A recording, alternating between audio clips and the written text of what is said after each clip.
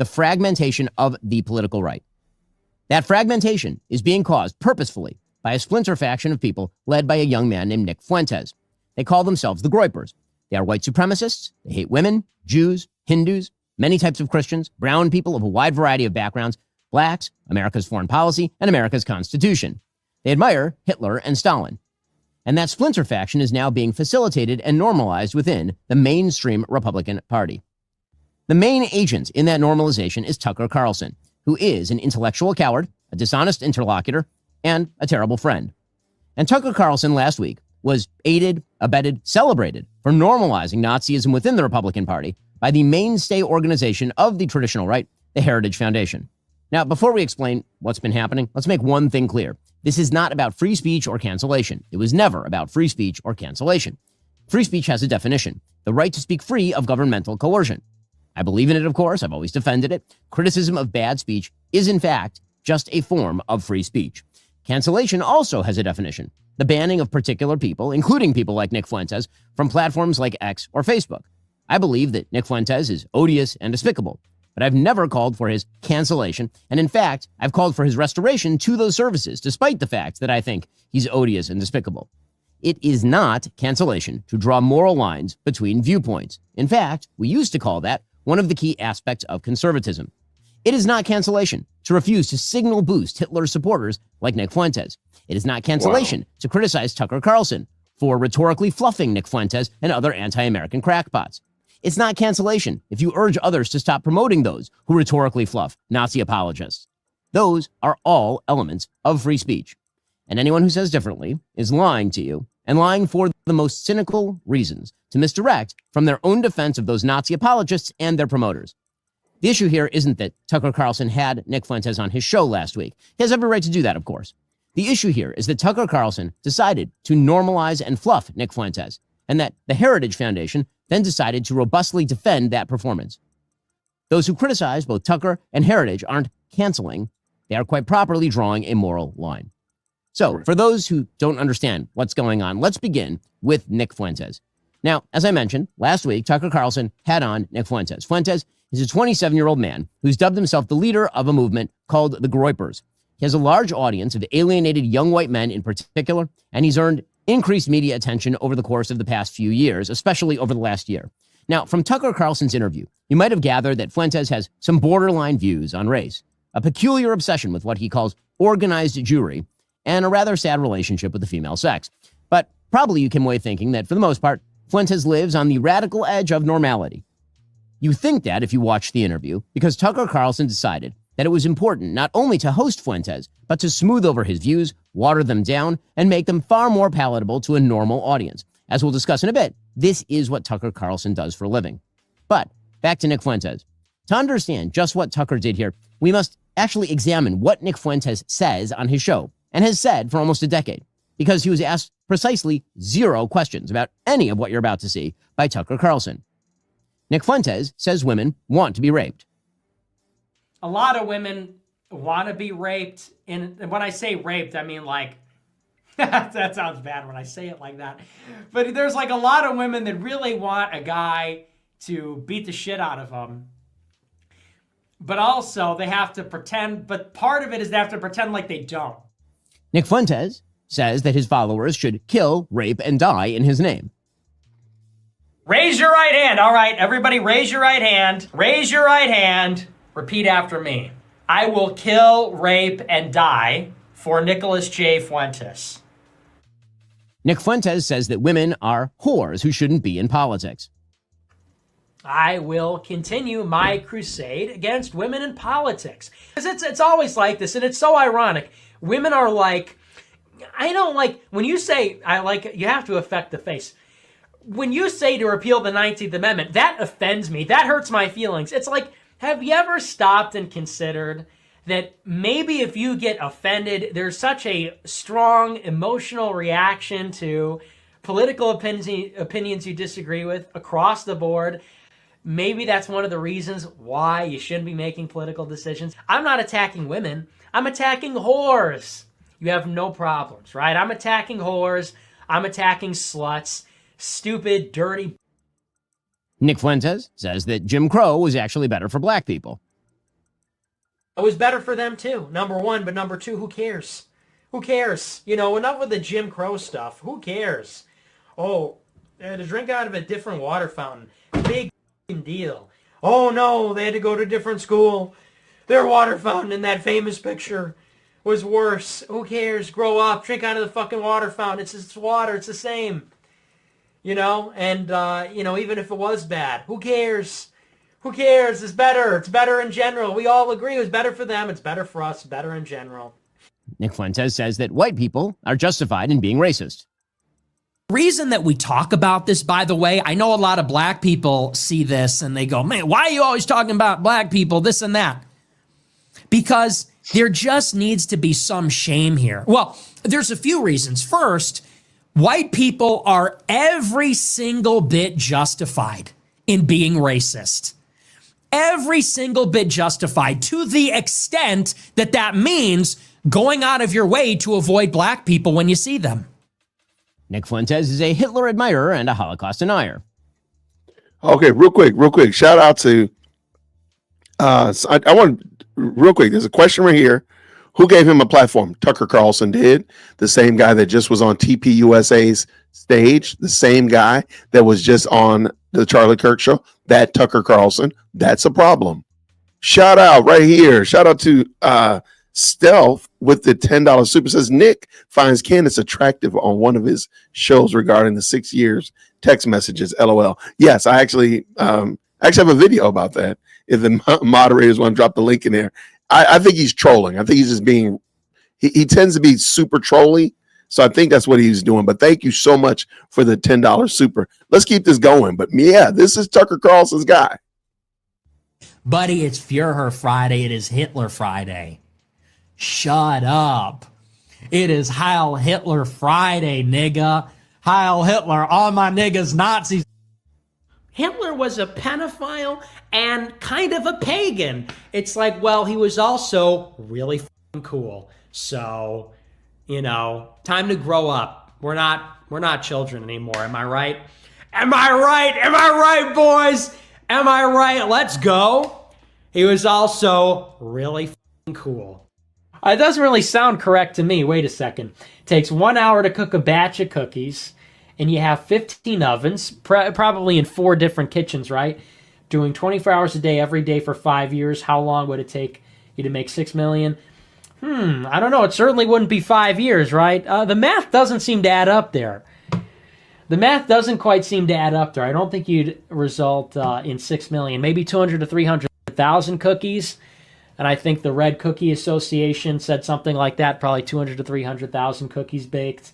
Wow. Probably. And in addition, you know, in this hypothetical, I imagine that if you took aerial photographs over the kitchens, you would need to see certain smokestacks to release the smoke from baking the cookies.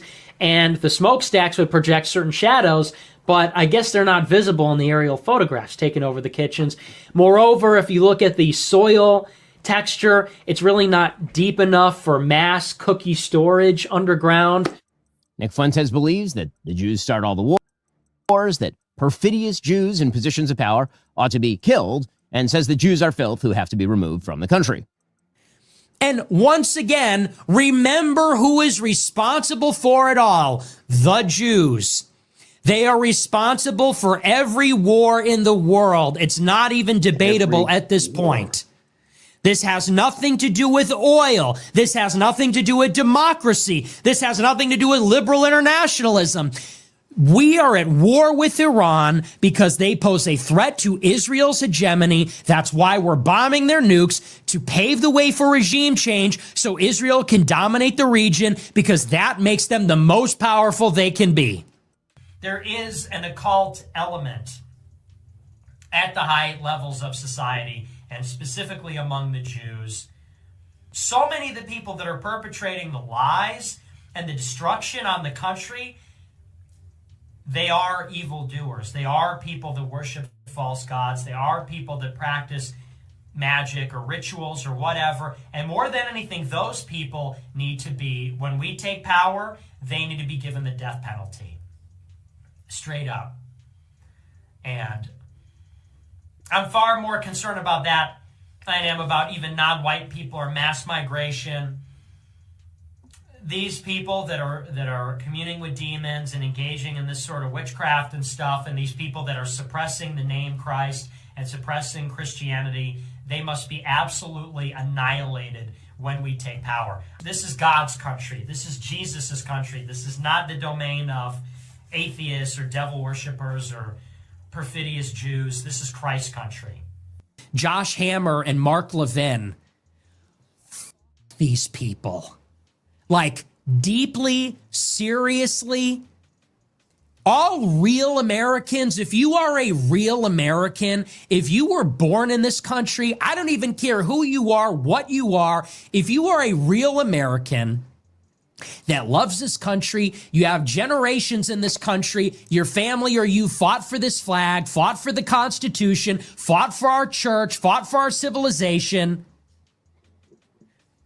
For all of you, I say about Josh Hammer and Mark Levin and Laura Loomer, fuck them. Fuck them. Deeply, seriously get them the fuck out of our country. Nick Fuentes, it should be mentioned, despises Donald Trump and the MAGA movement as well. Fuck you. Fuck you. You suck. You are fat. You are a joke. You are stupid. You are not funny. You are not as smart as you think you are. You are, and honestly, and if you watch my show, you know I've been very critical. I've never been this far. This just goes to show this entire thing has been a scam. When we look back on the history of populism in America, we are going to look back on the MAGA movement as the biggest scam in American history. And the liberals were right. The MAGA supporters were had. They were. So, that right there is just a brief glimpse into the twisted mind of Nick Fuentes. And there's plenty more where that came from, of course. Hours of it per day, in fact. And there's no doubt that Nick Fuentes has a lot of play these days. That's because the left, by moving into a politics of anti-white, anti-Christian, anti-male identitarianism, created its bizarro mirror image, a white pseudo-Christian incel identitarian movement dedicated to destroying the institutions of this country and replacing Americanism with something else. Nick Fuentes' philosophy is not fully formed. It's an incoherent stew of malignity. But that's where Tucker Carlson enters the story. Now, since his exit from Fox News in 2023, when, of course, he was a very, very popular host, Tucker Carlson has turned himself into a conspiracist and a crank and a pathological liar. Tucker excuses Vladimir Putin's murderous and barbarous reign. He has even become one of his most ardent defenders. It is so much nicer than any city in my country. I had no idea. My father spent a lot of time there in the 80s when he worked for the US government and barely had electricity. And now it is so much cleaner and safer and prettier aesthetically. It's architecture, it's food, it's service than any country, city in the United States that you have to, and this is non-ideological. How did that happen? How did that happen? And at a certain point, I don't think the average person cares as much about abstractions as about the concrete reality of his life. And if you can't use your subway, for example, as many people are afraid to in New York City because it's too dangerous, you have to sort of wonder, like, isn't that the ultimate measure of leadership? And that's true, by the way, it's radicalizing for an American to go to Moscow, I didn't know that, I've learned it this week, to Singapore, to Tokyo, to Dubai and Abu Dhabi. Because these cities, no matter how we're told they're run and on what principles they're run, are wonderful places to live. So I guess you put in 10 rubles here, and you get it back when you put the cart back. So it's free, but there's an incentive to return it and not just bring it to your homeless encampment. I went from amused to legitimately angry. So we were guessing what this would cost. Everybody hears from the United States buys groceries, and we didn't pay any attention to costs as we were just putting in the cart what we would actually eat over a week. And we all came in around $400, about $400. It was $104 US here. And that's when you start to realize that ideology maybe doesn't matter as much as you thought, corruption. If you take people's standard of living and you tank it through filth and crime and inflation, and they literally can't buy the groceries they want, at that point, maybe it matters less what you say or whether you're a good person or a bad person. You're wrecking people's lives in their country, and that's what our leaders have done to us. When Tucker Carlson interviewed Vladimir Putin, by the way, Vladimir Putin was so amused by Tucker Carlson's easy questioning that he actually mocked him. Tucker Carlson has massaged the Iranian dictatorship and admitted to not asking any difficult questions of the president of that dictatorship. The interview is limited by a couple of factors. One, it was done by remote through a translator. That's always awkward. For another, I don't speak Persian. And there are all kinds of questions that I didn't ask the president of Iran, particularly questions to which I knew I could not get an honest answer, such as, was your nuclear program totally disabled by the bombing campaign by the U.S. government a week and a half ago? There's no chance he's going to answer that question honestly. I didn't bother to ask it. The answer, in fact, from an American perspective, even from the CIA's perspective, is unknowable. Tucker bizarrely worships at the altar of Qatar. They're mad at you because you don't put your parents in some institution. Maybe they're trying to break up your families.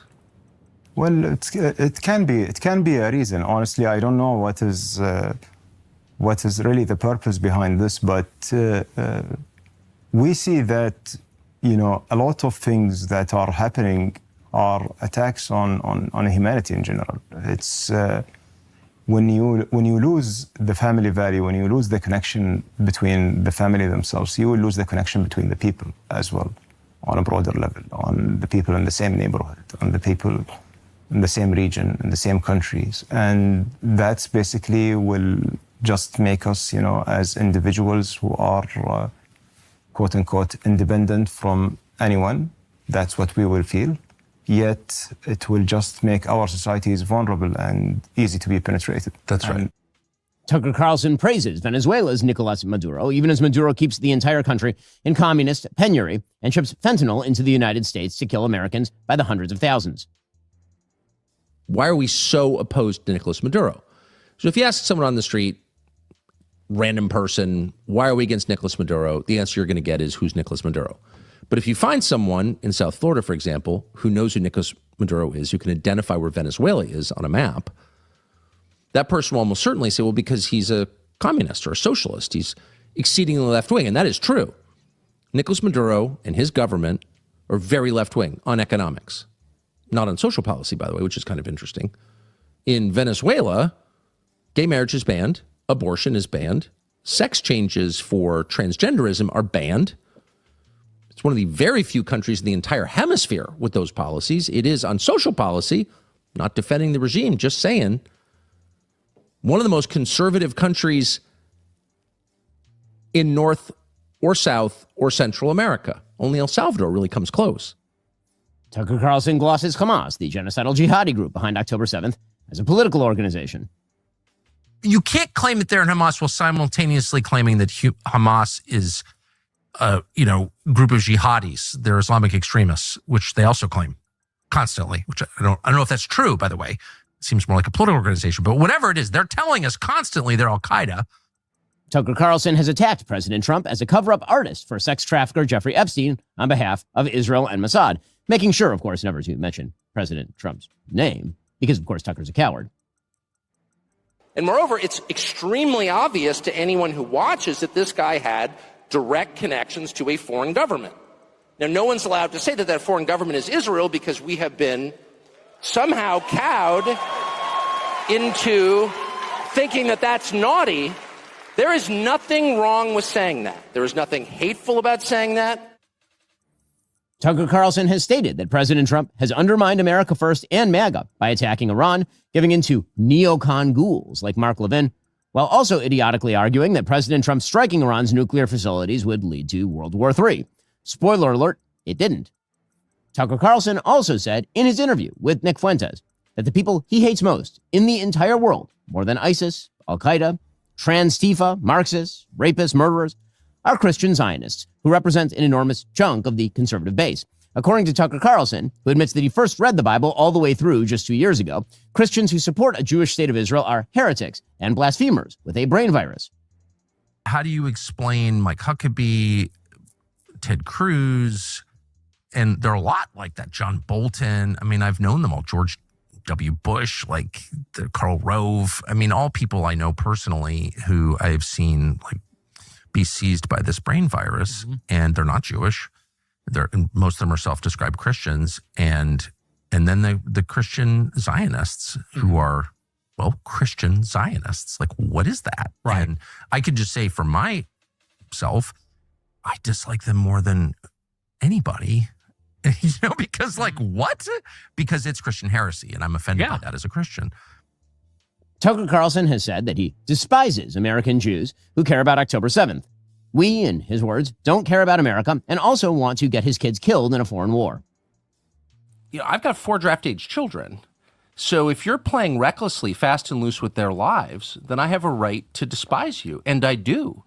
So if you're Nikki Haley, who's running for president, or Ben Shapiro, or half the people I see on television casually mentioning the possibility of nuclear war or sending Americans to fight in the Middle East, or in any way involving us in a war that has nothing to do with prosperity and peace at home, nothing, in other words, to do with us, Americans, then I have a right to call you out and be really offended because it's my family. They live here. It's not a joke to me. There's nothing abstract about it. But most of all, Tucker Carlson acts as an ideological launderer for other people's evils. Tucker Carlson says many inflammatory things, always buying back just enough of it to appear as though he's not saying what he's clearly saying. He's a master of gaslighting. Tucker Carlson, for example, would never say out loud what Nick Fuentes does. He wouldn't say the things many of his guests say. And so instead, he acts as an ideological launderer. He takes other people's hideous ideas, he softens them, he treats them with love and care, and then he provides them with a massive signal boost. He isn't merely talking to people in good faith, of course. He's promoting certain people and ideas and attacking others.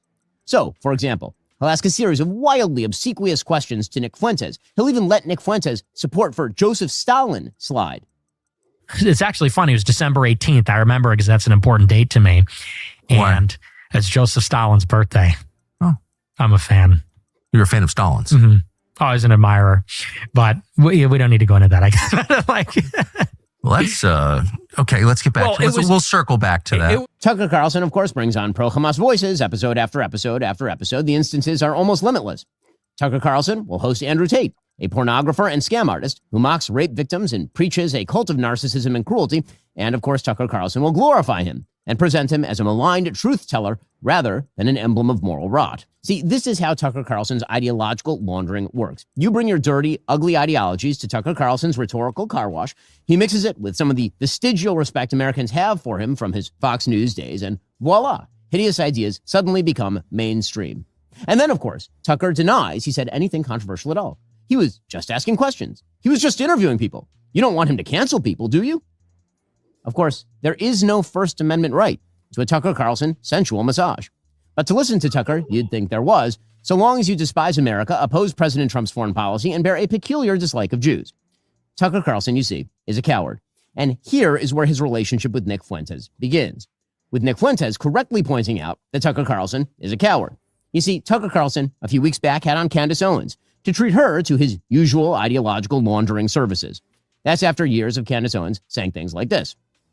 And it is the case that dinosaur bones, for whatever reason, are always just found by the paleontologist. Like, it's not like you and me walking outside. I'm like, hey, a dinosaur bone. And, or by somebody who's related to a paleontologist. It's very strange. And then, but it was just convenient. Hey, real quick. Apparently, and I haven't seen this. Apparently, Candace Owens she denies that dinosaurs existed and says that Jews have gone around the world hiding dinosaurs and burying dinosaur bones. If somebody can find me that audio track, or that track rather, I really would appreciate you telling me where to find it. That has got to be the craziest thing I've ever heard. For Israel, that JFK got shot. It was just convenient, you guys. Totally convenient. It was convenient for Israel, by the way, when the towers went down. I just want to be clear. Anything happens to me, blame the Zionists. Like 1,000% blame the Zionists. Like let that be my parting word. I'm waking people up to the fact that pedophiles are in power. Yes. They are literally in power. And that is intentional because then they can be controlled while they are in power. And they are also exhibiting signs of a psychopathology that lets them know that they will do harm to the masses and feel nothing because they were themselves, many of them, raped when they were children. Yep. It is not a coincidence that Justin Trudeau is gay. Obama, gay. Zelensky, gay. Emmanuel Macron, gay and married to a trans man who molested him when he was a child. Well, Candace Owens had recently hosted Nick Fuentes, and this led Tucker Carlson, in an attempt to dissociate from Fuentes, to label him a weird little gay kid operating from a basement, and a Fed as well. That's obvious to me. I've been around a long time. I know it when I see it. Yeah, and I will say I don't understand it. We were very kind to him. Like, I truly, like, we almost said, like, we felt maybe he was a bit lonely. We should invite him back for dinner. I mean, that's how good of an experience I had. It's clearly it's and then it was a 180. So it's either A, it's being driven from like a little boy insecurity, and he just was so worried that he like just went on the attack because he doesn't know how to have normal relations after being banned everywhere. Well, I think there's that could be one element. The angry gay kid thing going on. Yeah. Well, Nick Fuentes did not take kindly to this. After all, here was Tucker Carlson, a man Nick Fuentes correctly sees as a fellow traveler, dismissing him, all the while refusing to say the sorts of things for which Fuentes takes slings and arrows. And so Fuentes unleashed on him as a fraud and also as an expert on gaslighting. Tucker is like the GOAT of gaslighting.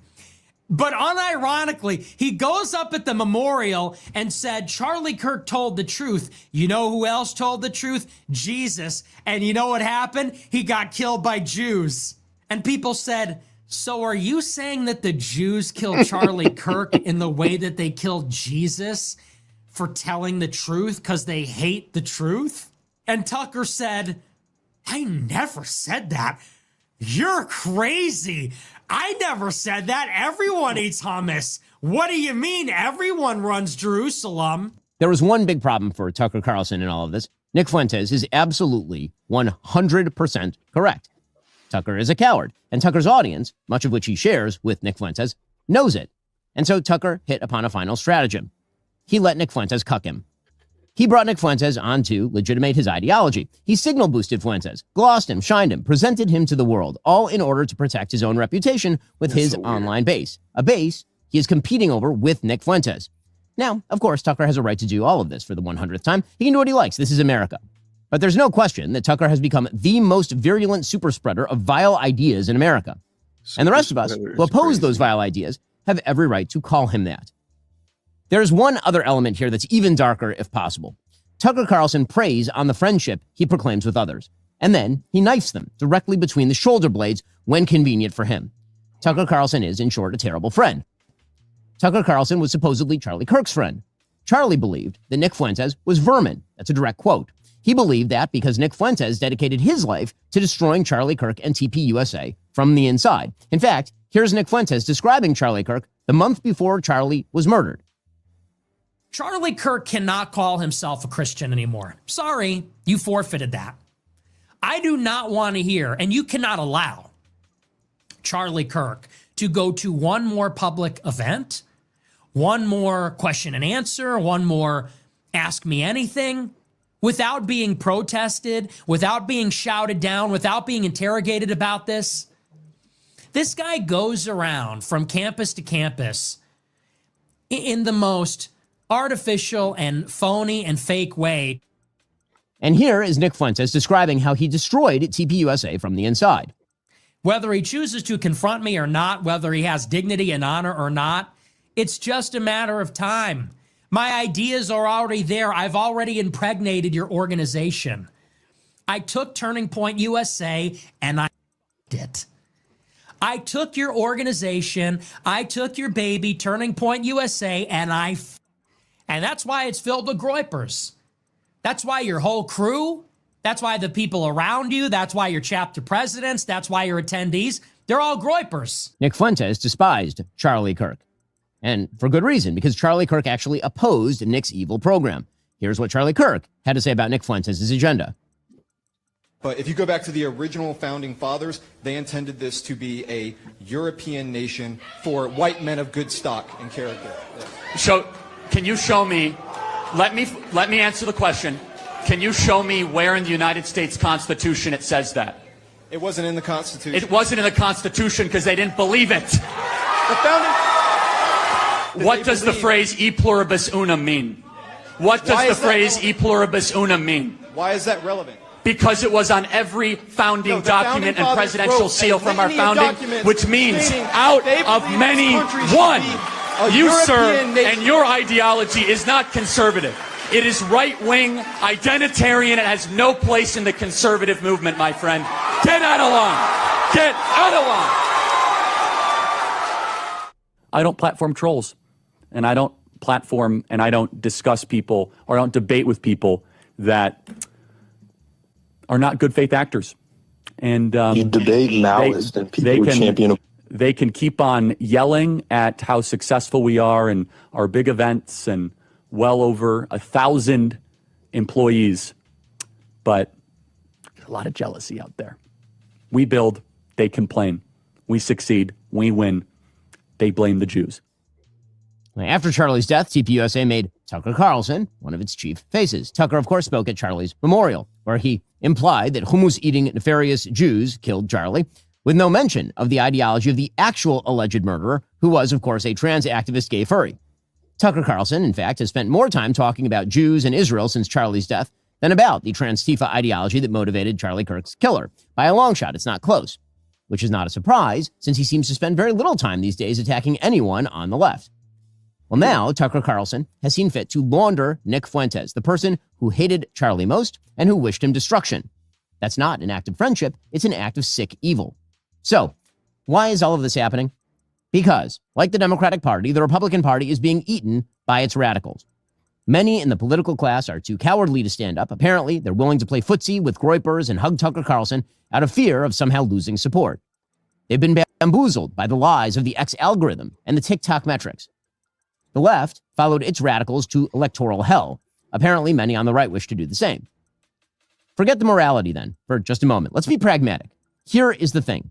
Americans hate Nick Fuentes' philosophy. They think it's trash. Republicans, by the polling, think it's trash. Independents think it's trash. Democrats think it's trash. And here's the other thing. Americans hate Tucker Carlson's laundered anti-Americanism. Republicans think it's trash. Independents think it's trash. Democrats think it's trash.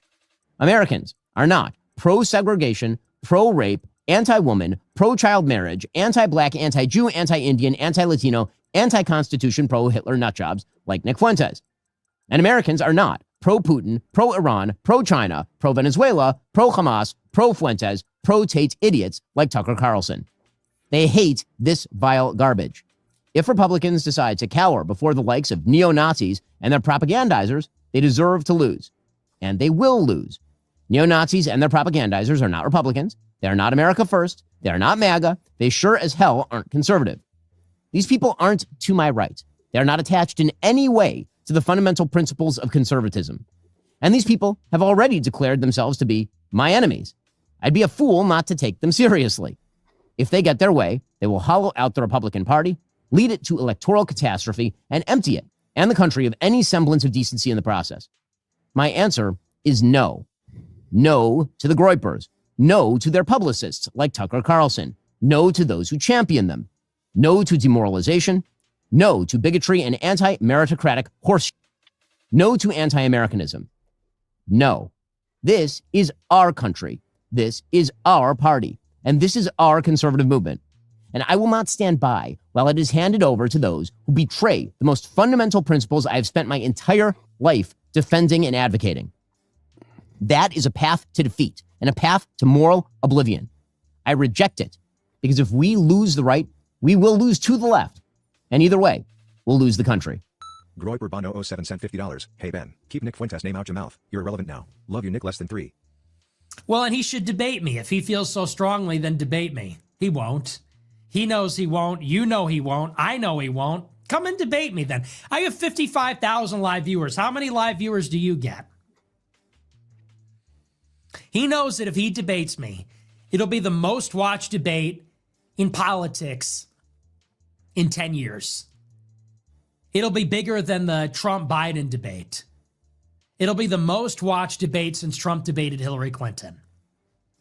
He knows he will lose. He knows that everyone will rally to my side, and he knows that Israel first is over. That's why he'll never do it. But the offer stands. You want to play my clips, call me out. You want to hide. I'm right here. I'm right here. I will debate you anytime, anywhere. Bring it on. This is a clip from an earlier live stream. I know you're going to like it, so the link to the full video is down below. Check it out. I'll see you over there.